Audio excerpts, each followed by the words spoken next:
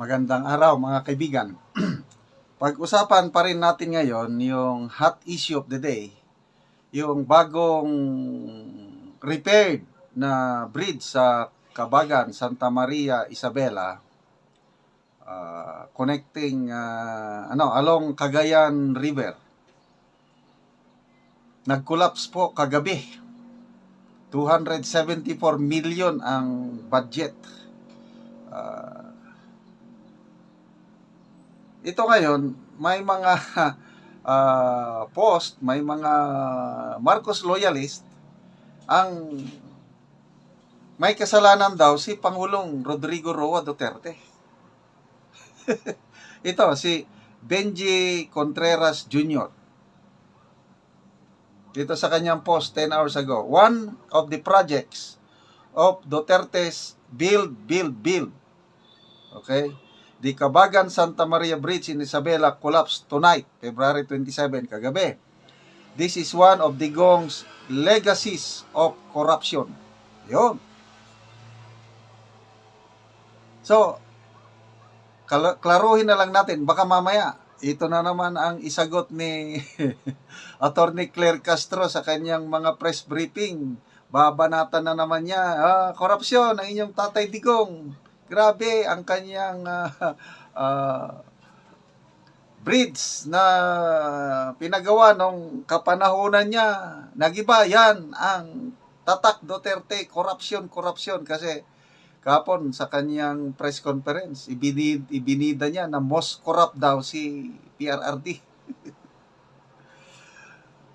Ito, mabuti na lang si Edwin Hamora nag-post kaagad 58 minutes ago. Basahin ko. Sabi niya, fake news ka, Benji Contreras. Dapat ikaw ang makontempt. Okay. So, ito si Edwin Hamora, kinapi-paste niya, mayroong post yung timeline sa paggawa ng bridge na ito. Panahon pa ng Pinoy administration ito nasimulan. So sabi niya, masisimulang si Duterte, alam mo bang pwede mo mag-google yan info, bubo, ha. Bubo daw itong si Contreras. Ito ang timeline ng Cabagan Santa Maria Bridge in Isabela Province. 2014. Sinong presidente? Di ba Pinoy? DPWH awarded a 412.9 million contract to RD Interior Junior Construction for the construction of 720 lineal meter bridge across Cagayan River, connecting the towns of Cabagan and Santa Maria. 2014 2015, President Aquino highlighted the ongoing construction of Cabagan Santa Maria Bridge as a significant infrastructure project aimed at connecting Isabela to the Cordillera Administrative Region. Okay, maganda nga naman. 2017, panahon na ni PRRD. Construction of the new bridge commenced with an initial budget of 639.6 million. 2018, DPWH Regional Director Engineer Milanio Brios reported that due to additional expansions, the project cost increased to 1 billion, delaying the completion to 2019. Okay. 2023, ito na, panahon na ng Marcos administration.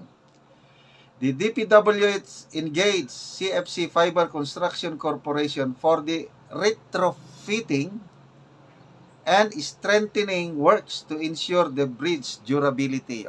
Pinalakas. 2024, the provincial government of Isabela allocated 36 million for the Santa Maria Bridge lighting project aiming to enhance safety features of the bridge. September 2024, the bridge was opened to light vehicles with plans to accommodate all vehicles by the end of the month. Open na. February 27, 2025, tragically, the bridge collapsed this evening. Kagabi. Initial reports suggest that an overloaded truck may have contributed to the structural failure. So, ganun po ang nangyari. So, dapat ba? Is it fair na isisi kay PRRD one of the legacies of corruption? To me, lahat na projects panahon ni PRRD, standard talaga. Kasi, alam ko yung kwento, yung mga contractors, pag hindi nila gandahin yung standard na construction, hindi sila babayaran ng gobyerno. Yung farm ko sa bundok, kalsada, ginawa. In-inspection, nako, may mga portion na pangit ang pagkagawa. Nako, napilitan yung kontraktor na ayusing maigi. So, giniba nila kagad. Katatapos lang yung portion na hindi pumasa sa test, giniba yung kalsada, inayos ulit. Ganon ang style Duterte. So, pagdating ng 2023, ginawa ng project, retrofitting, palakasin, 274 million, wala pang 2 taon, nagiba na, dahil dumaan, initial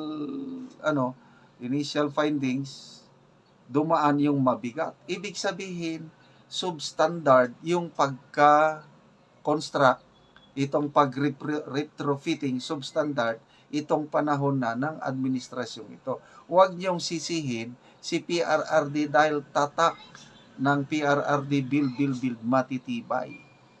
So, bantayan niyo si Attorney Claire Castro, baka mamaya ito na naman ang kanyang ibida na most corrupt si PRRD.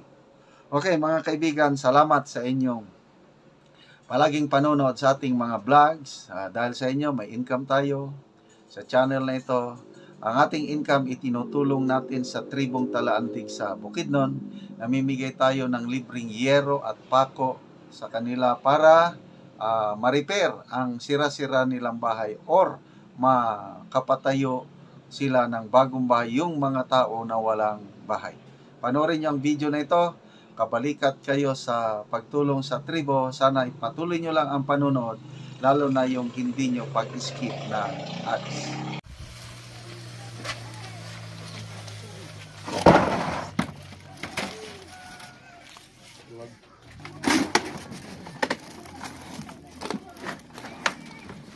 Buti niyo ba eh? Oh, buti na lang. Sini.